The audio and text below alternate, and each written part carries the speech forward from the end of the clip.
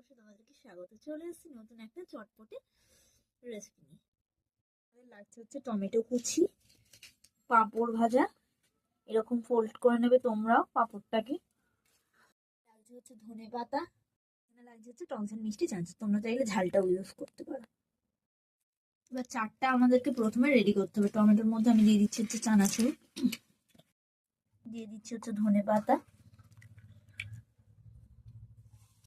দিয়ে দিচ্ছি হচ্ছে পাতিলেবুর রস,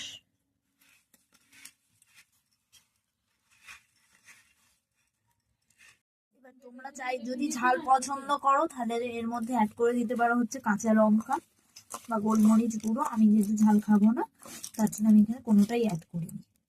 তো রেডি হয়ে গেছে আমাদের চাট, তো রেডি হয়ে গেছে আমাদের পাঁপড়ের চাট। ভিডিওটা কেমন লাগলো অবশ্যই কমেন্টে জানাবে। দেখা হবে নেক্সট ভিডিওতে। টাটা।